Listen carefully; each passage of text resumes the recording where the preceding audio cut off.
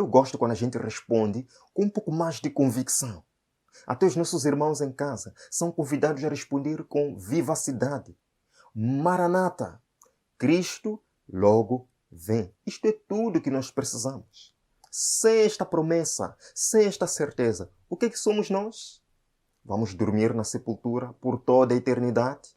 O que é que somos nós? O que é que seríamos nós? Ou será que acatamos aquele pensamento diabólico de que isto é um mito, Jesus Cristo não existe, Ele não voltará, somos todos frutos do acaso e vamos para o acaso? Amados, segunda carta do apóstolo Pedro, capítulo 1, verso 16. Leia comigo aqui.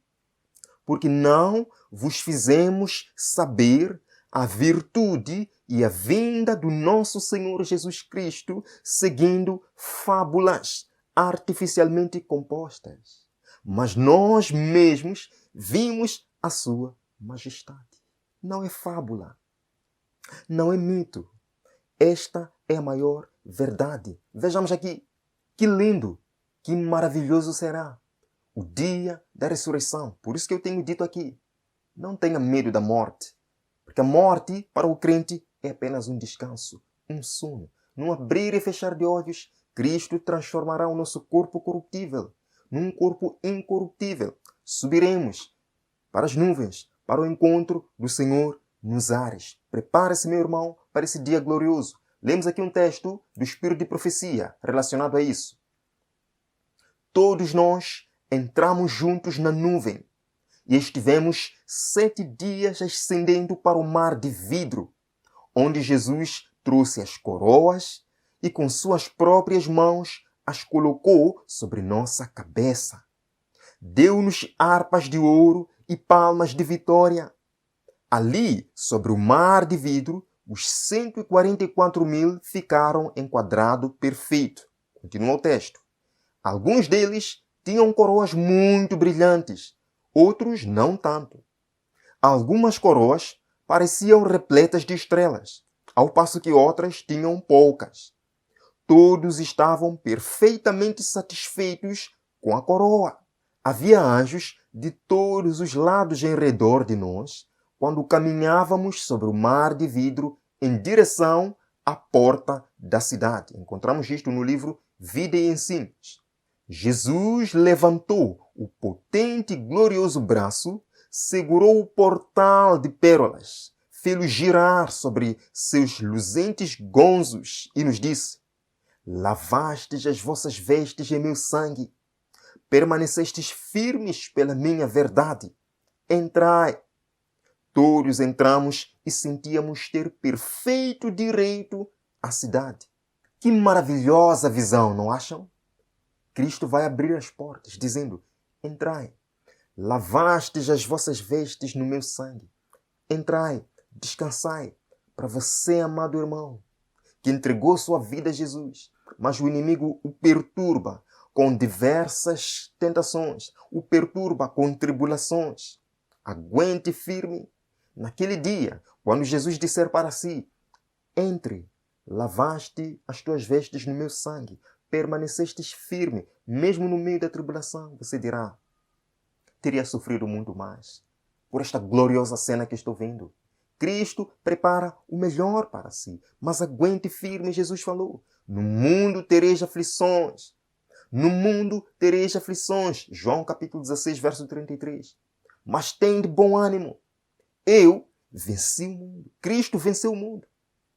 Cristo é o vencedor do grande conflito. E se nós estivermos com Ele, somos mais, seremos mais do que vitoriosos, mais do que vencedores. Agora, a Bíblia nos diz aqui em Apocalipse que a cidade que Deus prepara para nós tem 12 portas. Este é um assunto fenomenal. Queremos falar disto hoje. Vamos para Apocalipse capítulo 21, verso 12. Apocalipse capítulo 21, verso 12. Espero que todos tenham encontrado. Apocalipse 21, verso 12. Não irei mostrar na tela. Vamos abrir a palavra do Senhor. E tinha um grande e alto muro, com 12 portas. E nas portas, 12 anjos, e nomes escritos sobre elas. que são os nomes das 12 tribos de Israel. Quantas portas existem na cidade? 12 portas, que são os nomes das 12 tribos de Israel. Quero abrir um parênteses aqui. Esta é uma cidade real, porque alguns têm dito por aí que não.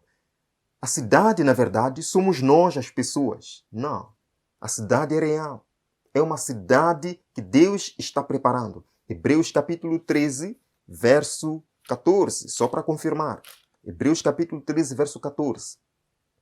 Porque não temos aqui cidade permanente, mas buscamos a cidade futura. Então Deus está preparando, de fato, uma cidade. E também 11, verso 10. Hebreus 11, verso 10. Porque esperava a cidade que tem fundamentos, da qual o artífice e construtor é Deus. Então existe, amados irmãos, uma cidade. A cidade não somos nós. A cidade Deus está preparando. Ele é o construtor. Ele é o edificador desta cidade. Agora, como Deus é detalhista, eu acredito que tudo o que Ele escreve na sua palavra, principalmente no Apocalipse, tem um significado para nós.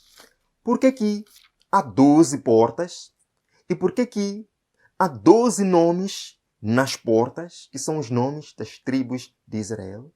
Deus dá detalhes aqui. Agora, quais são esses nomes? Vamos para o livro de Apocalipse, capítulo 7.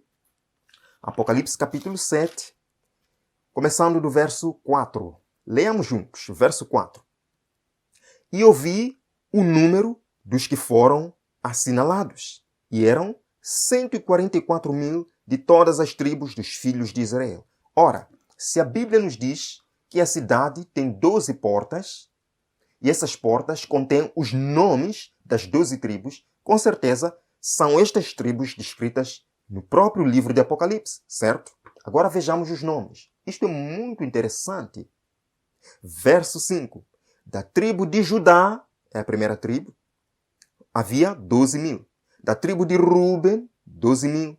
Da tribo de Gad, da tribo de Azer, Naftali, ou Naftali, Manassés, da tribo de Simeão, da tribo de Levi, da tribo de Issacar, da tribo de Zebulon, da tribo de José e também da tribo de Benjamim. Estas são as 12 tribos de Israel que terão os seus nomes nas portas da grande cidade. Apocalipse capítulo 7 diz que foram selados 144 mil das 12 tribos de Israel. Eu não quero falar hoje sobre os 144 mil, mas quero falar sobre os portões. Nós já descobrimos que os portões terão 12 nomes, os nomes que acabamos de ler. Mas só para esclarecer, os 144 mil descritos aqui em Apocalipse capítulo 7 aparecem dentro de um contexto totalmente simbólico. O capítulo 7 é simbólico. Por quê? Vemos aqui, por exemplo, o verso 1, 4 cantos da terra. Isto é simbólico. 4 cantos da terra é simbólico. 4 ventos da terra também é simbólico. O verso 2 fala da banda do sol nascente. É simbólico. Que tinha o selo do Deus vivo. O selo do Deus vivo não é físico, é simbólico. O verso 3 diz que até que tenhamos assinalado nas suas testas. A testa, o assinalamento na testa é simbólico, não é literal. Portanto, os 144 mil aparecem dentro deste contexto simbólico, o que nos faz entender que o número 144 mil também é simbólico. A propósito, quando a Bíblia diz que foram selados 12 mil de cada tribo de Israel, a expressão tribo de Israel também é simbólica. Os escritores do Novo Testamento consideram Israel não só literalmente. Vemos aqui, por exemplo, o livro de Tiago, capítulo 1. Tiago, capítulo 1, verso 1. Tiago, capítulo 1, verso 1. O que diz? Tiago, servo de Deus e do Senhor Jesus Cristo, às 12 tribos que andam dispersas. As 12 tribos de Israel que andam dispersas, não só em Israel. Vamos também para Romanos capítulo 2, verso 28. Romanos capítulo 2, verso 28. O que é dito aqui? Verso 28. Porque não é judeu o que é exteriormente, nem é circuncisão a que é exteriormente, na carne. mas é judeu o que o é no interior. Estão percebendo? Então, a expressão 144.000 selados das 12 tribos de Israel é totalmente simbólica. O número 144.000 não é literal e as 12 tribos de Israel também não são literais. Representam o povo de Deus. Não é um número literal. Isso de acordo com o posicionamento oficial da Igreja Adventista do Sétimo Dia. Agora, podem existir aí outras interpretações. Estamos seguindo o posicionamento oficial da Igreja. Agora vejamos um texto aqui do Espírito de Profecia. Não é sua vontade que eles se metam em discussões acerca de questões que os não ajudarão espiritualmente, tais como: que pessoas vão constituir os 144.000? Isto, aqueles que forem os eleitos de Deus hão de, sem dúvida, saber em breve. Por isso que não quero falar aqui sobre os 144.000, quem são eles, o que eles farão. Quero apenas falar sobre as 12 portas de Jerusalém. O que elas têm a nos dizer hoje? Por que Deus falou sobre isso? Tem algum significado para nós? Tem sim. Bem, quero vos mostrar. Aqui está a lição da Escola Sabatina do segundo trimestre de 1989, com o título Triunfo Presente, Glória Futura. Estudos sobre o livro de Apocalipse. Um bom livro, de 1989. Eu ainda nem existia. O meu pai é que tem esses manuais todos da Escola Sabatina. Ele tem uma estante repleta de livros. E neste livro, o autor nos descreve algo super interessante. Notem que este é o posicionamento oficial da Igreja em relação a este assunto. Ele nos diz que cada salvo entrará em um dos portões da Nova Jerusalém, de acordo com a sua experiência e o seu caráter. Maravilhoso, não acham? Como Deus é detalhista neste assunto. Agora vejamos aqui este quadro. Cada um dos nomes dos 12 filhos de Israel, dos 12 filhos de Jacó, descritos no Apocalipse como formando os 144.000, representam diferentes personalidades, diferentes caráteres daqueles que serão salvos. Vamos para o livro de Gênesis capítulo 49. Aqui Jacó deu uma profecia. Ele chamou os seus filhos quando estava para morrer. Chamou os seus filhos, nem todos. E ele deu aqui uma profecia super interessante. Seguindo aqui o comentário do autor da lição da Escola Sabatina do segundo trimestre de 1989. Vamos para o versículo número 1. Depois chamou Jacó aos seus filhos e disse: Ajuntai-vos e anunciar-vos-ei o que há de acontecer nos últimos dias, nos derradeiros dias. Então esta era uma profecia para os últimos dias. Verso 3. Jacó aqui começa a falar nome por nome. O que o seu filho seria? Ruben, ele diz: Tu és meu primogênito, minha força e o princípio do meu vigor, o mais excelente em alteza e o mais excelente em poder. O verso 4 fala dele: Inconstante como a água, não serás o mais excelente, porquanto subiste ao leito do teu pai, então o contaminaste. Subiu à minha cama. Aqui está. Ruben, o filho mais velho de Jacó, inconstante como a água. Ruben aparece na lista dos 144.000. As pessoas incluídas nesta tribo de Ruben eram inconstantes como a água, sem força em si mesmas para fazer coisa boa, mas examinaram o coração para descobrir suas fraquezas. E pela graça de Deus, estas fraquezas se transformaram em forças. Aqui está. Quem acha que vai fazer parte da tribo de Ruben? Pessoas inconstantes como a água. Pessoas que não tinham força em si mesmas, mas que examinaram o coração, confessaram seus pecados e Cristo transformou sua experiência. Estarão lá na Nova Jerusalém e vão entrar do portão correspondente à tribo de Ruben. A seguir, encontramos aqui Simeão. Gênesis 49, verso 5. Vamos ler? Gênesis 49, verso 5. O que é dito sobre ele? Simeão e Levi. Jacó aqui junta os dois. Simeão e Levi são irmãos. As suas espadas são instrumentos de violência. Estes dois foram saquear aquela cidade quando a sua irmã Diná foi violada. Eles eram violentos. Vejamos o que é dito sobre Simeão. Ele era assassino. Representa os salvos perdoados de grandes pecados. Amém? Quem acha que fará parte da tribo de Simeão? Estarão lá, porque serão perdoados os seus pecados. Serão transformados por Jesus. Agora passamos para a tribo de Levi. Apesar de se comparar, perdoem-me aí as falhas, apesar de se comparar com seu irmão, ele agiu firmemente na apostasia do Sinai. São caracterizados pela firmeza na causa de Deus quando os outros vacilam. Eles permaneceram firmes no Sinai, não adoraram bezerro. Quando os outros caem, quando os outros vacilam, eles permanecem em pé. Quem acha que vai fazer parte da tribo de Levi? Amém? Passamos. Tribo de Judá, Gênesis 49, verso 9. Você pode ler em casa depois, iremos ganhar o tempo aqui. É a tribo dos líderes do povo. São os que demonstram bravura e liderança em tempos desafiadores do povo de Deus. Quem acha que vai fazer parte da tribo de Judá? Em casa, quem acha que vai fazer parte da tribo de Judá? Passamos para a tribo de Zebulon. Gênesis 49, verso 3. Você pode ler. Ele era o guarda, o vigia das embarcações, dos portos e da propriedade. São os que estão prontos a defender a propriedade de Deus. São os fiéis mordomos da casa do Senhor. A seguir, a tribo de Issacar. Gênesis 49, verso 14. Ele é descrito como um jumento. Um jumento. Podemos ler juntos aqui, só para confirmar? Gênesis 49, 14.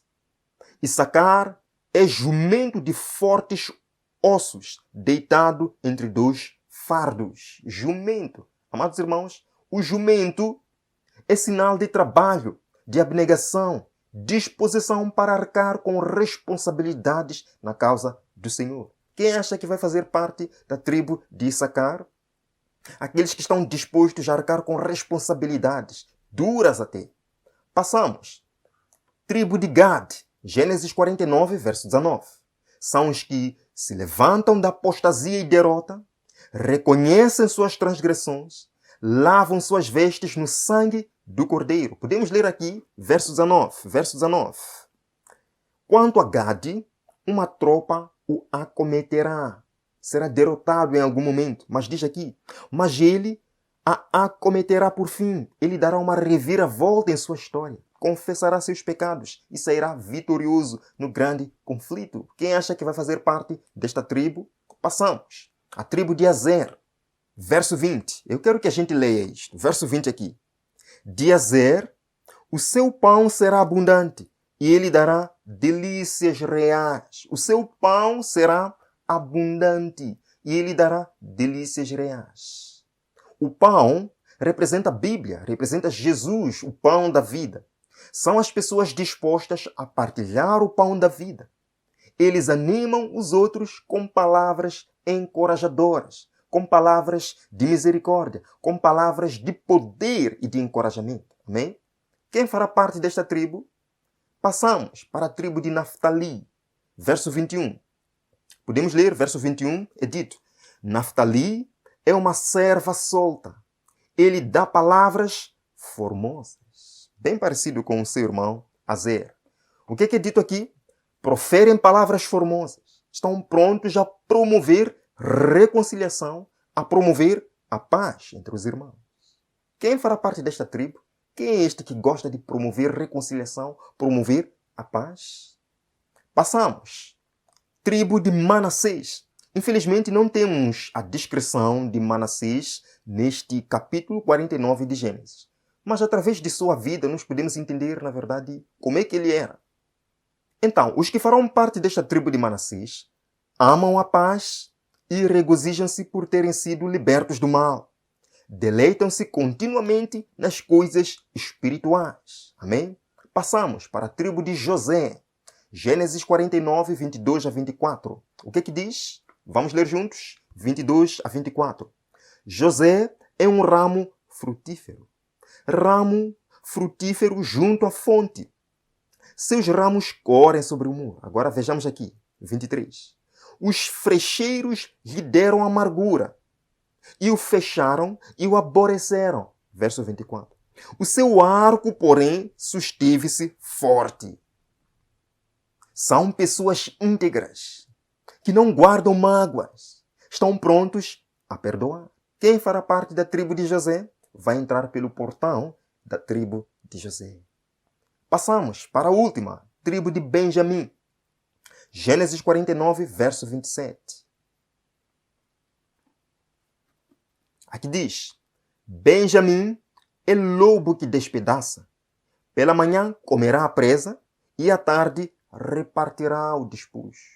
São pessoas que gostam de repartir o despojo, repartir o pão, repartir o alimento.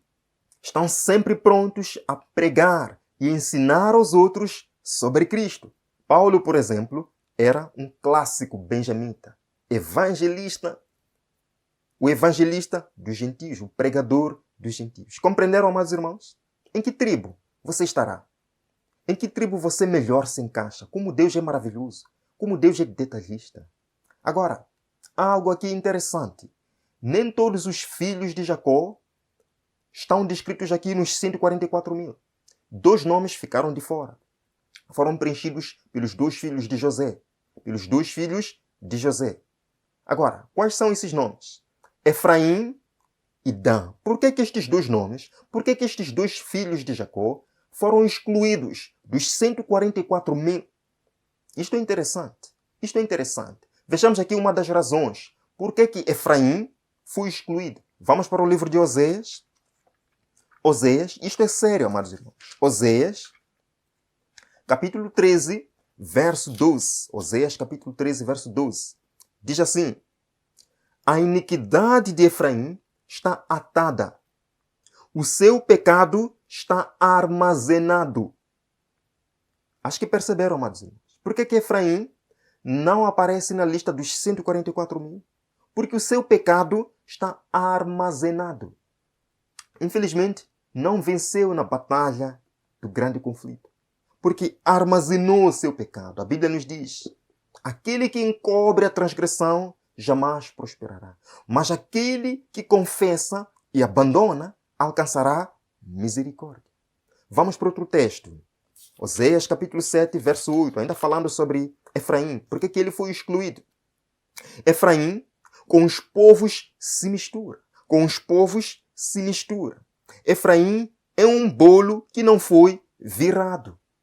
É um bolo que não foi virado. Para as nossas irmãs que preparam bolos, sabem como é que é um bolo não virado. Oséias capítulo 9, capítulo 5, verso 9, quis dizer: Efraim será para a assolação no dia do castigo. Será para a assolação no dia do castigo. Pessoas que não confessaram seus pecados. Pessoas que não venceram seus defeitos de caráter. Estarão fora da Nova Jerusalém. Infelizmente, não vão poder entrar lá. Mas temos aqui outro caso. Talvez um dos mais graves. Dan. Ele não aparece na lista dos 144 mil. A tribo de Dan. Vemos aqui, mas ele aparece na descrição que Jacó deu para cada um dos seus filhos. Isso nos dá uma pista para entender por que os danitas não entrarão no céu. Gênesis 49, verso 16. Verso 16 diz: Dan julgará o seu povo como uma das tribos de Israel. O que ele fará? Julgará o seu povo como uma das tribos de Israel. Sim, a tribo dos juízes. O próprio nome Dan significa julgar. O nome Daniel significa Deus é o meu juiz. Dan, que é julgar, o juízo, e El, que é Deus. Daniel, Deus é o juiz. Ele é descrito como o juiz do povo de Israel. Recebeu um dom maravilhoso de Deus, de julgar as causas. Mas, infelizmente, ele usou este dom para a sua própria perdição.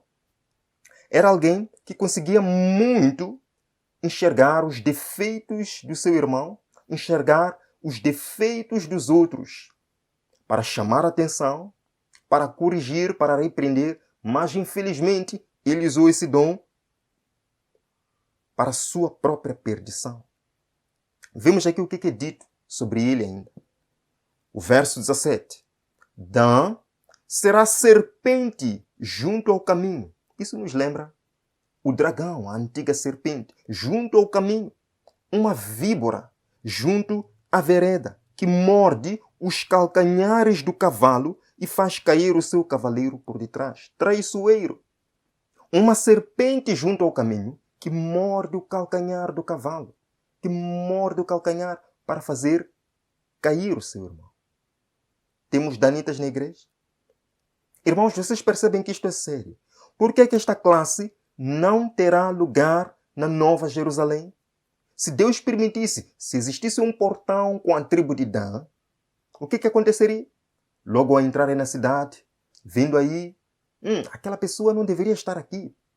E aquele ali era um grande pecador. Como é que aquele está aqui? Não, Jesus acho que não tinha razão. Olha só para a coroa daquele, não tem muitas estrelas. Percebem? Os danitas, fofoqueiros, que estão prontos para julgar, que estão prontos para enxergar os defeitos dos outros, não para corrigir, não para repreender e levar ao arrependimento e salvação, mas somente para zombar pelo prazer de falar mal. Temos danitas na igreja? Temos danitas na igreja hoje? Queridos irmãos, toda vez que a gente fala mal de um irmão, mesmo sendo verdade, se a gente não foi ter em primeiro lugar com essa pessoa, se não fomos seguindo o conselho bíblico, se o teu irmão pecar contra ti, vai primeiro sozinho com ele, converse, ore por ele. Se ele não ouvir a ti, leva outras pessoas. Se ele não ouvir essas pessoas, continua orando. Se ele não aceita a repreensão, considere-o gentio. Mas nós não fazemos isso. Assim que ouvimos alguma coisa que o irmão falou, que o irmão fez, muito antes de nós irmos ter com o irmão para saber se isso é verdade, lançamos logo na internet. Estamos zombando, estamos falando daquela pessoa. Temos danitas na igreja hoje? Temos danitas? Queridos, este é um assunto sério. Este é um assunto sério. Queremos trazer o mundo para a igreja. Deus não vai permitir isto. O que são as novelas? Existe um programa aí na televisão, em que convidam a plateia. Em que tem uma plateia, quis dizer, convidam pessoas. Chegam ali, eu tenho um segredo para revelar. Aquele meu irmão foi traído por aquele. As pessoas assistindo, o país todo assistindo, o mundo todo assistindo. O prazer de falar mal dos outros. Esses danitas não terão espaço no céu. O que são as novelas? O marido traiu a esposa e hoje ele vai descobrir. Então vai matar aquele. Danitas na igreja, Deus não pode permitir e não entrarão no céu. Amados irmãos, isto é sério. Isto é muito sério. Vamos para Provérbios capítulo 6. Provérbios capítulo 6, verso 16. Provérbios capítulo 6, versos 16 a 19. Leamos juntos aqui. Estas 6 coisas aborrece o Senhor, e a 7ª a sua alma abomina. São 6 coisas que Deus aborrece. A 7ª nesta lista, a sua alma abomina. Então vejamos quais são essas 6 coisas e qual é a 7ª que ele abomina. Primeira coisa, olhos altivos, Deus aborrece. Língua mentirosa, Deus aborrece. Mãos que derramam sangue inocente. Coração que maquina pensamentos viciosos. Pés que se apressam a correr para o mal. Testemunha falsa que profere mentiras. Agora vejamos a 7ª coisa que Deus abomina. O que semeia contendas entre irmãos. O que Deus abomina? O que semeia contendas entre irmãos. O que semeia problemas entre irmãos. Deus abomina isso, amado irmão. Arrependa-se. Ainda há tempo, arrependa-se, porque os danitas não terão espaço na Nova Jerusalém. E alguém pode dizer, não, eu não falo essas coisas, não falo. Eu apenas escuto. Quando vem um irmão na minha casa falando mal do pastor, falando mal de outra pessoa, eu não falo nada, eu só fico escutando. Vamos para o livro de Romanos. Romanos capítulo 1, verso 32. Os quais, conhecendo a justiça de Deus, que são dignos de morte os que tais coisas praticam, não somente as fazem, mas também consentem aos que as fazem. Querido irmão, sabe por que existem faladores? Porque existem os ouvintes. Recuse-se em ouvir isso e o falador vai se calar. Quem habitará no santo monte do Senhor? Quem habitará no santo monte do Senhor? Salmo capítulo 15, terminando agora. Salmo capítulo 15, versos 1 a 3. Deus tem um plano para a sua vida, querido irmão. Deus o ama. Ele quer que você more por toda a eternidade na Nova Jerusalém. Quem habitará no santo trono do Senhor? Senhor, quem habitará no teu tabernáculo? Quem morará no teu santo monte? Verso 2. Aquele que anda em sinceridade e pratica a justiça, que fala verazmente segundo o seu coração. Verso 3. Aquele que não difama com a sua língua, nem faz mal ao seu próximo, nem aceita nenhuma afronta contra o seu próximo. Querido irmão, somente estes vão habitar na Nova Jerusalém. Que Deus possa o abençoar. Vamos orar. Obrigado, Deus, porque tens um plano para a nossa vida. E esse plano é de nos ver salvos eternamente salvos. Somos pecadores. Queremos fazer parte dos 144 mil. Queremos fazer parte dos salvos. Mude nosso caráter. Mude nossa experiência. Dá-nos poder, amado Jesus, para vencermos nossos defeitos. Eis que entregamos tudo nas tuas mãos. O Senhor conhece cada um dos irmãos que está orando. Conhece suas batalhas. Conhece suas lutas. Que Jesus possa responder os anseios do coração. E que todos nós nos achemos inscritos no livro da vida. Que possamos nos abraçar na eternidade. Que possamos deixar de lado tudo que o aborrece, ó Pai. Em nome de Jesus oramos. Amém. Que Deus abençoe. Desejo a todos continuação de um sábado maravilhoso. Vejo no próximo vídeo aqui no canal, aos nossos irmãos. Nos vemos nas próximas oportunidades. Amém.